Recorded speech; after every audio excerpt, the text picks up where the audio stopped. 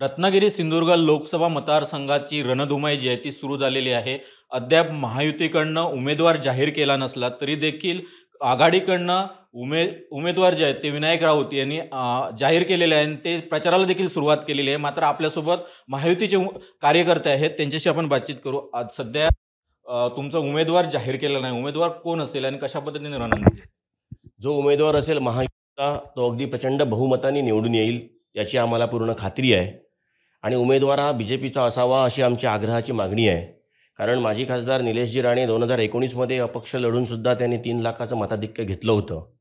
आणि आम्ही BJPमध्ये जेव्हा आलो राणेंबरोबर तेव्हा आता BJPचं पण प्राबल्य इथे मोठ्या प्रमाणात वाढलेलं आहे. आणि ते 3 लाख मताधिक्य तसंच राणे जो आपला फॅक्टर आहे तो इथे आलेला आहे. त्याचं जिल्हा बँक असेल, भावी आता जे मागे झाले त्या सगळ्या ग्रामपंचायतच्या इलेक्शन्स असेल, त्यामध्ये जर आपण बघाल तर पूर्णपणे BJPचं वर्चस्व अगदी राणेंमुळे आलेलं आहे. आणि त्यामुळे BJPच्या चिन्हावरती BJPचा जो उमेदवार पक्षश्रेष्ठी देतील तो आम्हाला मान्य मला खात्री आहे.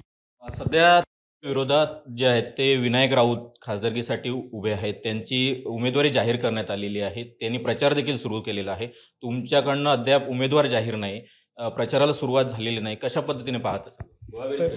पहिल्या आधी तुमचा एक विषय मी खोडून काढतो. आमचा प्रचार कधीतरी सुरू झाला आहे. आमचा प्रचार सुरू होऊन जवळजवळ वर्ष झालेला आहे. आमचा भाजप हा चेहरा आहे. कधी लक्षात घ्या, आमचा जो पक्ष आहे तो पहिला काय असं सांगतो, तो प्रथम राष्ट्र, त्याच्यानंतर देश, त्यानंतर कार्यकर्ता, असे जे विषय आहेत त्यामध्ये आमचा प्रचार झालेला आहे.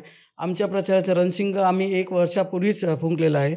माननीय केंद्रीय मंत्री अजय कुमार मिश्रा यांच्या नेतृत्वाखाली आमच्या बऱ्याचशा मीटिंग झालेल्या आहेत.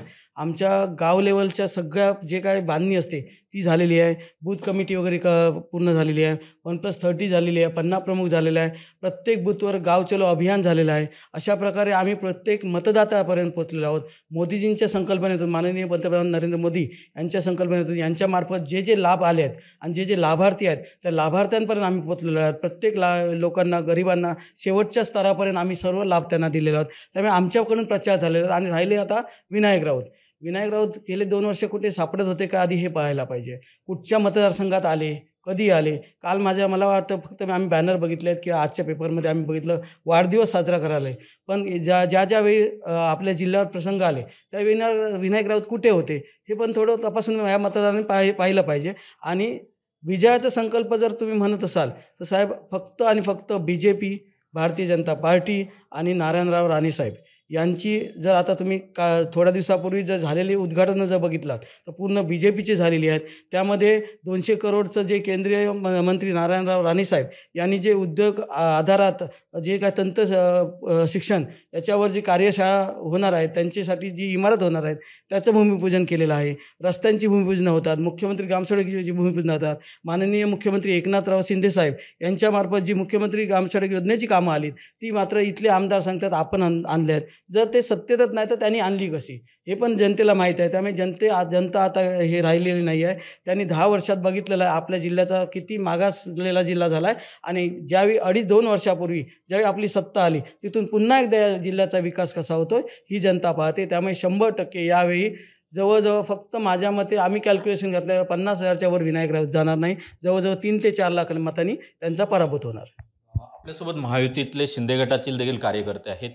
कशा पद्धतीने पाहता आगामी लोकसभा मतदारसंघात? आगामी लोकसभा मतदारसंघामध्ये महायुतीचा जो काही उमेदवार असेल तो प्रचंड बहुमताने निवडून येणारा आहे. याचं कारण असं आहे की यापूर्वी 2014 असू देत किंवा 2019 असू देत, विनायक राऊत शिवसेनेकडून निवडणूक लढवलेले होते. पण त्यावेळी त्यांच्यासोबत भारतीय जनता पार्टी होती. आजच्या घडीला त्यांच्यासोबत भारतीय जनता पार्टी नाही आहे. जे ते उभाटाचे आजचे पदाधिकारी आहेत, खासदार म्हणून ते प्रतिनिधित्व करतात उभाटा गटाचे, आज उभाटा गटाकडे त्यांचं चिन्ह पण राहिलेलं नाही. संपूर्ण त्यांच्या नावाप्रमाणे ते उद्ध्वस्त झालेले आहेत. आणि ज्यांच्यावरती ते लोकसभेचे निवडणूक, ज्या आमदारांवरती ते निवडणूक लढवणार आहेत असं ते म्हणतात आणि 2.5 ते 3 लाखाच्या फरकाने निवडून येणार आहेत असं ते महायुतीला जे चॅलेंज देत आहेत, मी त्यांना सांगू इच्छितो की त्यांच्याबरोबर रत्नागिरी आणि सिंधुदुर्गमधले जर आमदार जर विचारात बघायला गेले तर या ठिकाणी दीपकभाई आमच्यासोबत आहेत. या ठिकाणी नितेश राणे असतील ते आमच्यासोबत आहेत. या ठिकाणी वैभव नाईक या जिल्ह्याचे एकमेव आमदार आहेत. पण त्यांच्यामध्ये सुद्धा गटबाजी आहेत. वैभव नाईक कितपत त्यांचं काम करतील हा प्रश्न आहे. दुसरी गोष्ट, राजापूरचा जर रत्नागिरी जिल्ह्याचा जर विचार केला तर सामंत बंधू आज महायुतीमध्ये आहेत आणि महायुतीचे प्रबळ उमेदवार म्हणून सन्माननीय किरणजी सामंत यांच्याकडे पाहिलं जातं आहे. तो निर्णय महायुतीचे वरिष्ठ घेतीलच. त्याप्रमाणे देणं न घेणं आणि फुकट बोलणं असे राजापूरचे आमदार साळवीसाहेब हे कोणाच्या बंगल्यावर किती वेळ पडलेले असतात आणि काय करत असतात हे तुम्ही पत्रकारांनी जाणून घ्यावं. त्यानंतर शेखर निकम असतील, इतर चव्हाण, माजी आमदार चव्हाण असतील, हे सर्वजण आता महायुतीकडे आलेले आहेत. आणि त्यांच्याकडे तिसरा आमदार राहतोय ते म्हणजे भास्कर शेठ जाधव. आणि भास्कर शेठ जाधवांनी खतखत आता तुम्ही सर्वांनी पाहिलेलं असेल. त्यामुळे भास्कर शेठ जाधव असतील, वैभव नाईक असतील, राजन साळवी असतील, हे कितपत त्यांचं काम करणार आहेत हा प्रश्नचिन्हच आहे. त्यामुळे महायुतीकडे महायुतीचे कार्यकर्ते महायुतीसारखेच आहेत आणि महायुतीप्रमाणे नावाप्रमाणेच आमचा उमेदवार निवडून येणार यामध्ये आम्हाला प्रश्न वाटत नाही. आणि लोकसभा ही केंद्राचा पंतप्रधान कोण असेल हे ठरवतं. आणि आमचा महायुतीचा केंद्र पंतप्रधान म्हणून जो चेहरा आहे हा नरेंद्रभाई मोदी आहेत आणि पंतप्रधानचा उमेदवार आम्ही घोषित केलेला आहे.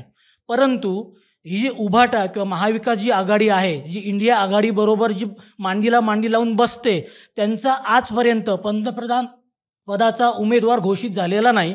आणि मी तुम्हाला चॅलेंज देऊन सांगतो की ही निवडणूक होईपर्यंत ते पंतप्रधान पदाचा उमेदवार घोषितच करू शकत नाही. ज्यांचा पंतप्रधान पदाचा उमेदवार घोषितच नाही अशा लोकांना मला वाटत नाही इथली लोक आणि जनता त्यांना मतदान करेल. अजून काही कार्यकर्ते आहेत, कशा पद्धतीने तुम्ही पाहता? कारण आजपासून निवडणुकीची रणधुमाई जी आहे ती सुरू झालेली आहे. तुम्ही काय सांगा? या ठिकाणी महायुतीचा उमेदवार कोण असेल हे सर्व अधिकार वरिष्ठ घेतील आणि जो कोण उमेदवार असेल त्याचं आम्ही अगदी तन मन लावून अगदी आम्ही निकराची अगदी शिकस्त करून जो कोण उमेदवार असेल त्याला आम्ही निवडून आणणारच आहोत. आणि या ठिकाणी महायुतीचा उमेदवार निश्चित विजयी होईल. बूथनिहाय पाहिलं असेल तर तुमचा प्रचार जो आहे तो सुरू आहे, कशा पद्धतीने सुरू आहे आणि काय सांगा? गेल्या 1-1.5 वर्षामध्ये केंद्रीय गृहराज्यमंत्री अजय कुमार मिश्राजी यांची ह्या मतदारसंघाची प्रभारी म्हणून नियुक्ती झाली. आणि त्यानंतर इथल्या म्हणजे केंद्र सरकारच्या ज्या काही योजना आहेत त्या इथे आपल्या बूथपर्यंत कशा पोचत आहेत, त्यानंतर बाकीचे विकास कामं काय होत आहेत याचा दर 3 महिन्यांनी त्यांनी येऊन इथे आढावा घेतलेला आहे. प्रत्येक म्हणजे अगदी बूथवर जाऊन अगदी वाड्या वस्त्यांवर जाऊन त्या गोष्टीचा त्यांनी आढावा घेतलेला आहे. इथे आपले कार्यकर्ते काय काम करत आहेत ह्याचं पण एक ॲनलायझेशन केंद्रापर्यंत त्यांच्या माध्यमातून गेलेलं आहे. त्यामुळे आत्ताच असं नाही, म्हणजे आत्ता जरी तुम्ही बघत असाल की आमचा अजून उमेदवार जाहीर नाही आहे, तरी पण आमचा जो प्रचार जो आहे म्हणजे निवडणुकीची तयारी जी आहे ती मागच्या 1-1.5 वर्षापासूनच सुरू झालेली आहे आमची. आणि भारतीय जनता पार्टी हा पक्ष असा आहे की आम्ही म्हणजे निवडणुकीचे जे काही हे असतात म्हणजे कायम निवडणूक ह्याच्यामध्येच आम्ही असतो, कुठलीही निवडणूक असेल, कारण बाकीच्या पण निवडणुका चालूच असतात त्याच्यामध्ये.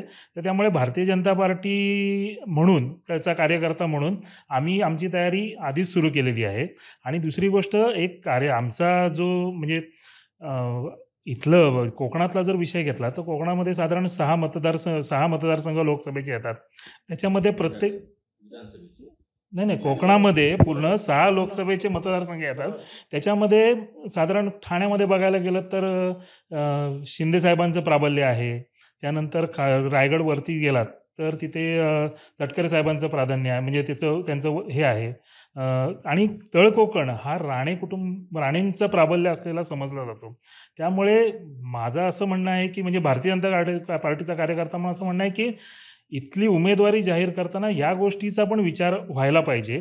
आणि जो निवडून जास्त मतांनी येऊ शकतो असा उमेदवार आपण म्हणजे ह्याच्या महायुतीचा उमेदवार त्यांनी द्यावा हे आहे. आणि दुसरी गोष्ट आहे की विनायक राऊतांची उमेदवारी जाहीर झाली नाही झाली तरी काय फरक नाही पडत, कारण 10 वर्षात त्यांना खासदारकी काय असते ही कळलीच नाही काय. त्यामुळे कारण ही विकास काम म्हणजे रस्त्याचे पाखाड्यांची भूमिपूजनं आणि ह्यांना जर ते खासदारकी समजत असतील तर त्यांना खासदारकी कळलेलीच नाही आहे.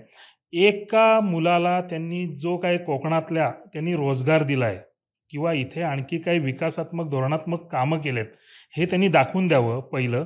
दुसरी गोष्ट, कोकणामध्ये येणाऱ्या प्रत्येक प्रकल्पाला विरोध करायचा आणि इथल्या तरुणांचं भविष्य संपवून टाकायचं, हे एवढंच काम फक्त त्यांनी गेल्या 10 वर्षात केलं. आणि त्याच्यातून जे काही म्हणजे आता ह्याचे केंद्राचे प्रकल्प येतात, कदाचित त्याच्यातून त्यांना कमिशन मिळेल की नाही ह्याची हे होती, पण तेवढी त्यांना त्यांची पोच नाही आहे. त्यामुळे विनायक राऊतांची उमेदवारी जाहीर झाली काय नाही झाली काय आम्हाला काही फरक पडत नाही. आमचा 100% विजय हा निश्चित आहे. काही सर्वे आले, त्या सर्वेमध्ये रत्नागिरी सिंधुदुर्ग लोकसभेची जागा ही भाजपकडेच यावी असं त्या सर्वेमधनं मांडण्यात आलं आहे. कसं पाहता? तर सर्व जे आहे तेच सर्वेमध्ये येतं. आजपर्यंतचं जर आपण इथलं विचार केला तर 2009मध्ये माजी खासदार निलेश राणे तिथनं निवडून आले, तेव्हा काँग्रेसच्या तिकिटावरती निवडून आले. 2014मध्ये मोदींच्या लाटेमुळे विनायक राऊत निवडून आले. 2019ला पण आम्ही अपक्ष होतो. आमच्याकडे कुठच्याही प्रकारचा आम्हाला सपोर्ट नव्हता, कुठे आमचं कोणाबरोबर अलायन्स नव्हतं. आम्ही स्वतंत्र इंडिपेंडंट म्हणून लढलो आणि आम्ही 3 लाखाचं मताधिक्य घेतलं आहे. या सर्वेमध्ये काम करत असताना अगदी रत्नागिरीमध्ये मी स्वतः पण काम केलेलं आहे 2009पासून. त्यामुळे तिकडचा जर सर्वे बघायला गेलात तर राणेंचं प्राबल्य, BJPची असलेली ताकद, मोदींचा असलेला प्रभाव, त्यामुळे इथे BJPच चिन्हावरती लढावं अशी आमची कार्यकर्ता म्हणून इच्छा आहे. भाजपकडनं काही नावं आहेत. केंद्रीय मंत्री नारायण राणे असतील, बांधकाम मंत्री रवींद्र चव्हाण असतील, प्रमोद जठार असतील किंवा किरण सामंत यांचं देखील नाव आघाडीवर आहे. तुम्हाला काय वाटतं कोणी आहे? पुन्हा एकदा आताच आमचे मित्र आनंद शिरोडकर बोलले की BJP म्हणून लढावं. BJP हाच आमचा चेहरा आहे. आमचा एकच हे आहे की आम्हाला यावेळी कोणत्याही परिस्थितीत BJP चिन्हावर जो कधी झाला नाही तो खासदार निवडून आणायचा आहे. आणि यावेळी 100% येणार ही पूर्ण प्रत्येक कार्यकर्त्याला ही खात्री आहे. आणि यावेळी मोदींच्या प्राबल्याप्रमाणेच मोदींचा जो वर्चस्व आहे, मोदींनी केलेली काम आहेत आणि समोरच्या खासदार जो 10 वर्ष अपयशी झाला आहे आणि फक्त केंद्राने दिलेले टॉवर हे जाऊन फक्त उद्घाटनं करायची आणि मोदींना एका साईडने म्हणायचं मोदींनी काही केलं नाही आणि मोदींचे आलेले प्रकल्प, मोदींकडून आलेले म्हणजे केंद्राकडून आलेले सगळ्या प्रकल्पांचे उद्घाटनं करायची आपण, चिपीला विरोध करायचा आपण, पेढे वाटायला जायचे आपण, ह्याला सीवर्ल्डला विरोध करायचा आपण, तिथे नंतर सांगायचं 300 एकरवर फक्त करायचं. म्हणजे हे सगळ्या गोष्टी जर तुम्ही बघितलात, एकही प्रकल्प आणण्यासाठी कधी धडपडलेले खासदार जर दिसले असतील तर 100% लोकांनी त्यांना मतं घालायची, हे आम्ही पण सांगतो. पण एकही खासदार आणि आणलेला प्रकल्प दाखवू शकत नसलेल्या खासदाराला लोक कशी मतदान करतील, लोक निवडून देतील का, हा मोठा प्रश्न आहे. 100% यावेळी भाजप आपल्या कमळ या निशाणीवर लढणार आणि आपला उमेदवार माननीय नारायणराव राणे साहेब, इथले पालकमंत्री चव्हाण साहेब, मग इथले कुडामालवणी विधानसभा प्रमुख निलेशजी राणे साहेब हे ठरवून जो काही उमेदवार देतील, पक्षश्रेष्ठी जो काही उमेदवार देतील, मग महायुतीचा कोणताही उमेदवार असू दे, आम्ही त्याच्यासाठी पूर्णपणे वेळ देऊन पूर्णपणे ताकद लावून यावेळी 100% विजय हा भाजपचाच होईल, महायुतीचा होईल. नक्कीच तर पाहिलं असेल तर महायुतीचा उमेदवार जो कोणी असेल त्याला विजयी करू असं कार्यकर्त्यांचं म्हणणं आहे. कॅमेरा पर्सन सुरेशसह सदाशिव लाड, ABP माझा, कुडा, सिंधुदुर्ग. ABP माझा, उघडा डोळे बघा नीट.